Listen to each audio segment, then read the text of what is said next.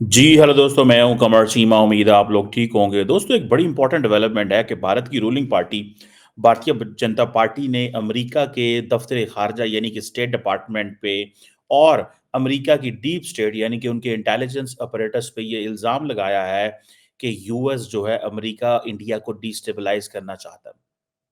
और इस सिलसिले में जो इन्वेस्टिगेटिव जर्नलिस्ट हैं अ, उनकी मदद से और राहुल गांधी, चलो राहुल गांधी को तो मैं निकाल देता हूँ। उसकी वजह ये है कि सियासतदान है, आपस में ऑपोजिशन है, तो लेकिन ये जो चीज है कि भारतीय जनता पार्टी कह रही है कि राहुल गांधी अमेरिका से मिला हुआ है।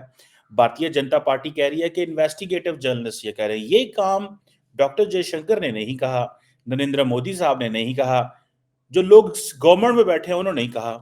लेकिन ये जो इल्जाम आता है वो पार्टी से आता है। तो पार्टी क्या इल्जाम लगा सकती है अमेरिका के ऊपर बगैर नरेंद्र मोदी के कहे? ये काम फॉरेन ऑफिस नहीं कर सकता, ये याद रखें। बिकॉज अगर फॉरेन ऑफिस करेगा तो देन हालात खराब हो जाएंगे। अब ये जो बीजेपी की तरफ से ये बातें आई हैं, वो ये कह रहे हैं कि पिछली 2 दहाइयों से अमेरिका और इंडिया के ताल्लुकात बड़े मजबूत हो गए हैं। ठीक है जी। लेकिन कहा यह जा रहा है कि गांधी फैमिली जो है वो organised crime and corruption reporting project है एक, उसको इस्तेमाल कर रही है अगेंस्ट अदानी ग्रुप। और क्योंकि अदानी की ज्यादा कुर्बत है मोदी साहब से, तो इस वजह से अब ये जो 265 मिलियन डॉलर की जो पेनल्टी पड़ी है और उनके ऊपर जो केसेस वगैरह चलेंगे, जारी बात है वो कह रहे हैं जी ये फेक है, दिस एंड दैट। लेकिन बीजेपी का ये इल्ज़ाम लगाना कि जनाब ये बहुत बड़ी बात है। इससे पहले जॉर्ज सोरोस जो फिलैंथ्रोपिस्ट हैं, उनके बारे में भी कहा गया था कि उसने भी जो इल्ज़ाम किए गए हैं, वो राहुल गांधी के कहने पे किए हैं। सो इट मीन्स कि इंडियंस ये महसूस कर रहे हैं कि state department, US said, Soros, Congress party, ये सारे मिल के नरेंद्र मोदी की जो फॉरेन पॉलिसी है जिसमें स्ट्रेटेजिक ऑटोनॉमी की नरेंद्र मोदी बात करते हैं, इंडिया को ग्रो करना चाहते हैं और इंडिया चाहता है कि हम तरक्की करें, ऊपर जाएं, उसमें ये लोग रुकावटें डाल रहे हैं। अमेरिका नहीं चाहता कि इंडिया उस तरह आजाद रहे। देखें, एक चीज याद रखिएगा, पाकिस्तान हो, पाकिस्तान में इमरान खान ने ये काम किया, इंडिया के अंदर नरेंद्र मोदी ये काम नहीं कर रहे, उनकी पार्टी ये कह रही है। सो इट मीन्स कि इंडियंस बड़े स्मार्ट हैं, उन्होंने हुकूमत को और अपनी पार्टी को अलहदा रखा हुआ है। लेकिन वो काम जो हुकूमत में बैठे हुए पार्टी के लोग नहीं कह सकते, वो काम पार्टी की लीडरशिप के हलवा लिया। इस चीज को आप अंडरस्टैंड कर रहे हैं? That is some, this is not an ordinary thing. ये कोई मजाक चीज नहीं है। जब आप अमेरिकी स्टेट डिपार्टमेंट पे बात कर रहे हैं तो वहां पे जो इंडिया के अंदर जो स्टेट डिपार्टमेंट के लोग हैं, उनकी एम्बेसी के लोग हैं, क्या उनको नहीं पता चला इस चीज का? 100% पता चला है। उनको इस चीज का पता चल चुका है कि नरेंद्र मोदी जो है वो अंदर से हमसे खफा है। इसीलिए उन्होंने अपनी पार्टी को, और खास तौर पे ये जो अदानी के प्रोजेक्ट हैं एशिया के अंदर, ठीक है जी, उनके ऊपर क्वेश्चन मार्क लग गया। अदानी बिलियनियर है, कोई माड़ा मोटा बंदा नहीं है, नरेंद्र मोदी के करीब है। उन्होंने कहा जी कि अदानी को पकड़े, अदानी को पकड़ेंगे तो नरेंद्र मोदी को पकड़ेंगे, नरेंद्र मोदी को पकड़ेंगे तो आप इंडिया को पकड़ेंगे। So you have to make them, you know, उनको अकाउंटेबल ठहराना है। ठीक है जी। ये चीज आप थोड़ा सा समझ लें। ठीक है ना जनाब? मैं तो इस चीज़ को बड़ा इंजॉय कर रहा हूँ इस सेंस में, ये देखते हुए कि ये जो एक एक टसल सी बन गई है, ये कोई मजाक चीज़ नहीं होती।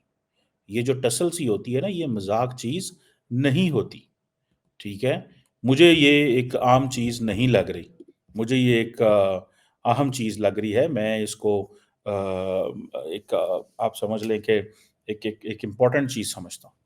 ये इट मीन्स कि फॉल्ट लाइन्स क्रिएट हो गई हैं। इट मीन्स कि चैलेंज आने शुरू हो गए हैं। इट मीन्स कि ये एक चीज़ जो है वो हमारे सामने आ गई है। ये मैं इस चीज़ को समझने लग गया हूँ। यकीन करके माने कि ये एक ऐसी चीज़ है जिसको हम ये कह सकते हैं कि आइंदा आने वाले दिनों के अंदर पाकिस्तान जो है वो ये कह सकेगा कि एक तरफ पाकिस्तान की सियासी जमातें भी वही बातें कर रही हैं जो इंडिया की सियासी जमातें बातें कर रही हैं भाई। पाकिस्तान की सियासी जमातें भी वही बात कर रही हैं और इंडिया की सियासी जमातें भी वही बात कर रही हैं। ये कोई छोटी चीज थोड़ी है। नरेंद्र मोदी देखें, क्यों नरेंद्र मोदी को टारगेट किया जा रहा है, इस बात में इंडियंस अब कन्विंस हो गए हैं कि इंडिया बात कर रहा है आजादी की। उनको ये बात अच्छी नहीं लगती। इंडिया ने ये नैरेटिव, और एक बात बताऊं, 2029 का जो इलेक्शन है, मैं आपको ये बता सकता हूं, उसमें इंडिया की लीडरशिप इंटरनेशनल एस्टैब्लिशमेंट के खिलाफ इलेक्शन लड़ेगी और पाकिस्तान के खिलाफ लड़ेगी। ठीक है जी। ये देखिए, चीजें पता होती हैं आपको क्या होने जा रहा है। 15 साल जब आपने हुकूमत की हो ना, तो फिर आप कहते हैं, जो नरेंद्र मोदी का नैरेटिव क्या हो सकता है कि देखे मोदी ने इंडिया को 15 सालों में क्या दिया है, और मोदी के हाथ कौन रोकना चाहता है, मोदी के पांव में कौन बेड़ियां डालना चाहता है कि मोदी साहब वो तरक्की ना करा सके। क्यों कांग्रेस पार्टी को अमेरिका की मदद लेनी पड़ गई, स्टेट डिपार्टमेंट की मदद लेनी पड़ गई, इंटरनेशनल मीडिया की मदद लेनी पड़ गई, जॉर्ज सोरोस की मदद लेनी पड़ गई, इनकी मदद लेनी पड़ गई, क्योंकि तुम लोग हमें हरा नहीं सके इंडिया के अंदर। ये होगा नैरेटिव। आपको पता चलता है ना कि फ्यूचर में क्या चीजें आने वाली हैं, इससे आप अंदाजा लगा सकते हैं। ठीक है जी, कि क्या चीजें आने वाली हैं, क्या होने वाला है, क्या हो सकता है, कैसे चीजें चलेंगी। ये एक चीज जब मैं देखता हूं तो I can realise, I can understand कि ये एक इस प्रॉब्लम, ये एक ऐसा चैलेंज है जिसको समझना, जिसको करना, हल करना कोई मामूली बात नहीं होगी। मुझे दूर से बैठे नजर आ रहा है ये सब कुछ। मुझे दूर से बैठे ये नजर आ रहा है कि ये मुस्तकबिल की ये चीज जो है भारत के हवाले से होने वाली है, क्योंकि भारतीय जनता पार्टी स्टेटमेंट्स एवं नहीं देती। भारतीय जनता पार्टी जब स्टेटमेंट देती है तो इट मीन्स कि उसके पीछे थिंक टैंक है, उनका थिंक टैंक ये फैसला कर रहा है। गौतम अदानी को हाथ डालना सीधी सी बात है, नरेंद्र मोदी को पकड़ना है, और कुछ भी नहीं है इसमें। और देखें, पहले हिंडनबर्ग रिसर्च रिपोर्ट आई, 100 पता नहीं 30 अरब डॉलर का कितना नुकसान हुआ। ये रिपोर्ट आई को 55 अरब डॉलर का सुनने में आ रहा है नुकसान हो रहा है इस ग्रुप को। तो कौन चाहता है, बांग्लादेश भी भाग गया, कीनिया भी भाग गया। भाई what's a problem if Kenya जो है उसको क्या प्रॉब्लम हो सकता है। सिग्नल्स होते हैं, ग्रेट पावर सिग्नल्स देती हैं छोटी हुकूमतों को, हम ये करने जा रहे हैं तुम ऐसे कर दो। इसको ये समझ लें कि दो तरह टारगेट किया जा रहा है इंडिया को। वन, कि भाई तुमने जो रशिया के हवाले से चीजें अडॉप्ट की, ठीक है, उसको अब देखना है।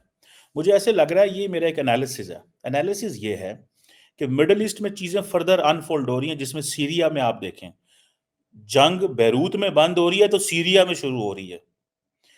जाते जाते मौजूदा जो एस्टैब्लिशमेंट है अमेरिका की, वो इंडिया के साथ एक नया पंडोरा बॉक्स खोलना चाहती है, ताकि जो नई हुकूमत आओ उसको वो पंडोरा बॉक्स बंद करने में मदद मिले, या नई हुकूमत को ये सेंसिटाइज किया जाए कि why we need to engage with India on these lines, हमें इंडिया को क्यों थोड़ा सा टफ टाइम देना जरूरी है। ये this is what I can understand. मुझे ये ऐसे लगता है कि ये मुमकिनात में से है। ठीक है, और ये हुकूमतें करती हैं, ये कोई नई चीज नहीं है। अमेरिकन ये चीज यूरोपियंस के लिए भी करते हैं, यूरोपियंस ये चीज अमेरिका के लिए भी करते होंगे, because this is power politics ना। आप इंटरनेशनल रिलेशंस में, ये पावर पॉलिटिक्स है भाई, दैट इज पावर पॉलिटिक्स। आप अपने पत्ते खेलते हैं, क्यों? बिकॉज आपने अपने इंटरेस्ट को प्रोटेक्ट करना है। If India gets closer with Russia, this is not a national interest of the United States. If India will keep saying, raising flag, we are going to import, let's say, billions of dollars of oil from Russia, and we will get S-400, but Turkey नहीं ले सकता, India ले सकता है। Europe अगर वो कहते हैं जी बाकी मुल्कों के लिए तेल मना है, इंडिया के लिए तेल अलाउड है, तो आप क्या समझते हैं? इंडिया चाबहार पोर्ट को एक्टिवेट करेगा और फिर इंडिया अमेरिका को कहेगा कि आपको बड़े फ्रेमवर्क में देखना है कि ईरान के साथ इंगेज होना क्यों जरूरी है। तो अमेरिका नहीं समझता कि ये हमारे परों के नीचे काम कर रहा था इंडिया, अब ये हमारे परों से बाहर निकल रहा है, तो इसको वापस परों में कैसे लेके आना। ये that is how it is done. ये एक फॉर्म, ये ग्लोबल, ये पॉलिटिक्स है, ये पॉलिटिक्स है, और इस पॉलिटिक्स में ऐसे ही होता है।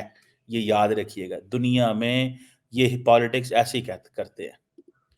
ये हमारे ही फजूल लीडर थे जिन्होंने, पता नहीं, इनको पता ही नहीं है कि कैसे चीज़ों को चलना है। पाकिस्तान की मिलिट्री एस्टैब्लिशमेंट बड़ा केयरफुल एंड कैलकुलेटेड रहती है। बिकॉज़ उनको पता है कि चीज़ें कैसे अनफ़ोल्ड हो सकती हैं और हमारे आउट आउट ऑफ कंट्रोल हो सकती हैं। सो इंडिया की जो बीजेपी ने ये इल्ज़ाम लगाया है जॉर्ज सोरोस पे, कांग्रेस पे, अमेरिकी डीप स्टेट पे, स्टेट डिपार्टमेंट के, दे बिलीव कि ये चीज़ें इन सिंक्रोनाइज़ हो रही हैं। मिल के हमें गिराने की कोशिश की जा रही है। Let's see if there is a reality, only time will tell.